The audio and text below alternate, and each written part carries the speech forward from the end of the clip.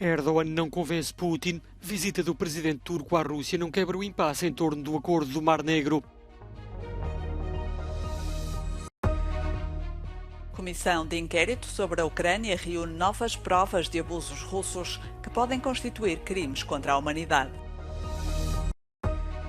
Grupo de refugiadas afegãs chega à França, fugiram da repressão dos talibãs e pedem ajuda para mudar a situação do seu país. Jogadores espanhóis condenam o comportamento de Luís Rubiales. Seleção masculina considera beijo do presidente da Federação um comportamento inaceitável.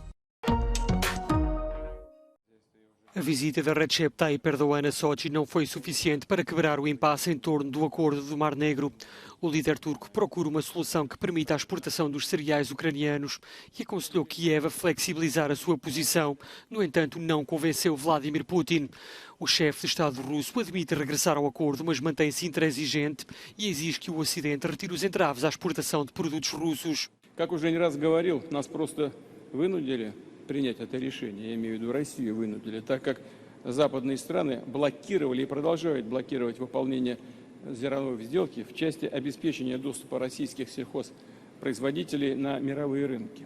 То есть отказываются выводить из-под санкций экспорт нашего зерна и удобрений, возобновлять поставки в Россию агротехники и запчастей, снимать проблемы с логистикой и фрахтом судов, банковским обслуживанием и страхованием продовольственных поставок.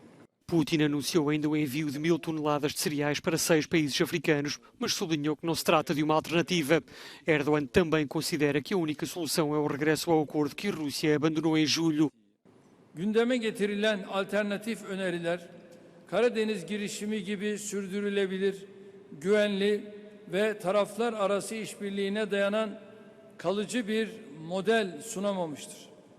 Rússia e Ucrânia estão entre os principais exportadores de cereais e o bloqueio do Mar Negro tem impacto na segurança alimentar de vários países. Uma ameaça desvalorizada pela Rússia, que salienta que, enquanto o acordo esteve em vigor, os cereais ucranianos tiveram como destino sobretudo a Europa e não os países mais necessitados. A Comissão Internacional Independente de Inquérito sobre a Ucrânia reuniu novas provas de abusos que podem constituir crimes contra a humanidade. Numa conferência de imprensa realizada esta segunda-feira em Kiev, o presidente da comissão, criada pela ONU, enumerou uma série de crimes cometidos pelas forças russas. We are investigating this step by step. As of now, we do not have sufficient available evidence to meet the legal qualifications in the Genocide Convention. The violations include willful killings, unlawful confinement, torture, rape and other sexual violence, unlawful transfer, and deportation, and some of them may, if confirmed by further evidence, amount to crimes against humanity. Eric Mossa sublinhou a importância de as autoridades russas garantirem que todos os autores dos crimes são responsabilizados. A comissão também investigou algumas violações cometidas pelas Forças Armadas ucranianas. Os combates na província de Deir ez-Zor, na Síria, entre milícias curdas e árabes já fizeram mais de 150 mortos e dezenas de feridos.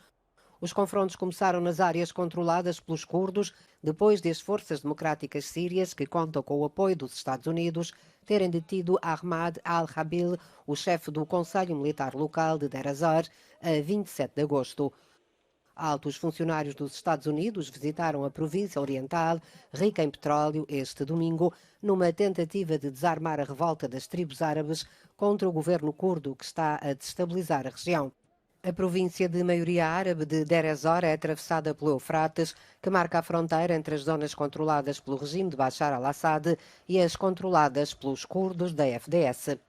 Os combates intensificam-se numa altura em que se multiplicam as manifestações contra o regime de Bashar al-Assad no sul do país. Este fim de semana, os protestos continuaram em Sueida, com centenas de manifestantes a pedirem a saída de Bashar al-Assad do poder.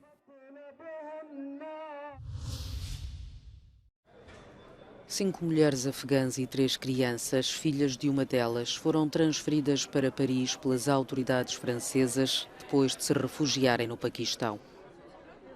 O grupo inclui uma antiga diretora de uma universidade e uma professora, uma consultora de uma organização não governamental e uma apresentadora de televisão.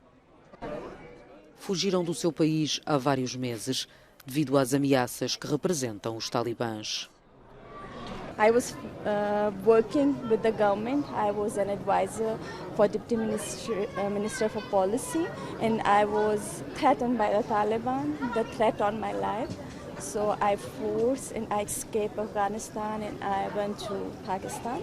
Do not forget Afghanistan women, Afghanistan people, because they need to support of you or support of the United Nations. Organizações não governamentais gaulesas saúdam a iniciativa e dizem que é preciso criar uma verdadeira porta de entrada humanitária para as mulheres.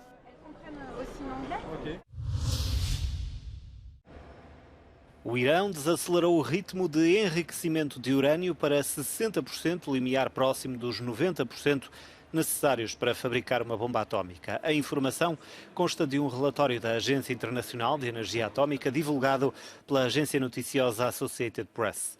O diretor da agência da ONU lamentou, no entanto, a falta de cooperação de Teherão para reinstalar as câmaras de vigilância desligadas em 2022, a par da questão da presença de material nuclear em 2 locais não declarados.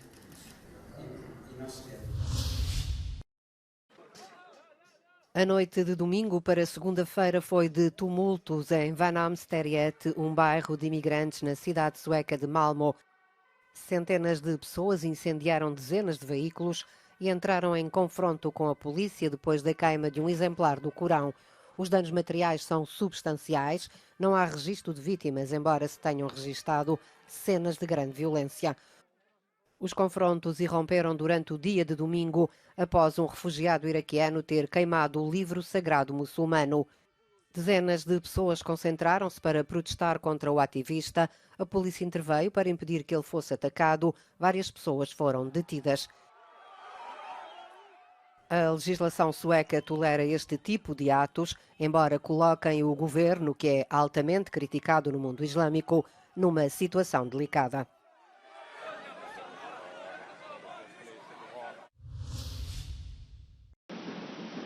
O reforço do orçamento da União Europeia é uma das batalhas que marcará a rentrée política após as férias de verão. É preciso mais dinheiro, em primeiro lugar, para o novo mecanismo de apoio à Ucrânia, com uma dotação de 50 mil milhões de euros a gastar entre 2024 e 2027. O montante será dividido em subvenções e empréstimos, inspirado no Plano Marshall da Segunda Guerra Mundial. O Parlamento Europeu concorda com a proposta de revisão orçamental da Comissão Europeia, que começou agora a ser analisada. We will be in a position to support the government. They are setting up a Ukraine plan that is for the reconstruction and pre-accession. We will promote also private investment and ensure that, and continue our expertise for all those who are active in the reform program. Este mecanismo para ajudar a Ucrânia representa metade dos quase 100 mil milhões de euros que a Comissão Europeia está a pedir para reforçar o atual orçamento, que começou em 2021 e vai até 2027. A outra metade será destinada a 6 tipos de despesas: migração, um fundo soberano para o plano industrial, juros sobre a dívida relacionada com o programa de recuperação pós-pandemia, despesas de pessoal e uma reserva para imprevistos. A Comissão Parlamentar do Orçamento propõe que o reforço seja de mais 110 mil milhões de euros. A sua receita é combinar as contribuições do Estado com novas fontes de receita, tais como impostos sobre empresas multinacionais e sobre as transações financeiras, mas nem pensar em cortes nos atuais programas. Nós temos que proteger a política de coesão e o financiamento da coesão e da política agrícola comum. Ou seja, são políticas que fazem parte dos tratados da União Europeia, desde o início da Constituição da União Europeia, e são recursos fundamentais que em momento nenhum podem ser cortados. Negociar com o Conselho Europeu será difícil, porque vários Estados-membros estão relutantes em contribuírem mais para os cofres de Bruxelas ou em contraírem nova dívida comum. Mas os analistas dizem que a União Europeia tem de ter um orçamento mais forte e ágil. These 7-year budget cycles with very long negotiations, very protracted, complex things, it doesn't really work in a world where there are very immediate challenges and where there has to be much faster response. At the moment, the EU budget is also pretty small. It's only a maximum of 1% of EU GDP, and it's very likely that more fiscal needs are foreseen. Com o início das campanhas para as eleições europeias dentro de 9 meses, num contexto de crise inflacionista, o reforço do orçamento será um teste às ambições da União Europeia. Primeiro foram elas, agora são os jogadores da seleção espanhola de futebol a condenar o comportamento de Luís Rubiales. Em comunicado lido durante os treinos para as próximas eliminatórias para o Euro 2024, o capitão dos espanhóis classificou a atuação do presidente da Federação como inaceitável. Queremos rechazar lo que consideramos unos comportamientos inaceptables por parte del señor Rubiales, que no ha estado a la altura de la institución que representa. Nos situamos de manera firme y clara del lado de los valores que representa el deporte. El fútbol español debe ser motor de respeto, inspiración, igualdad y diversidad.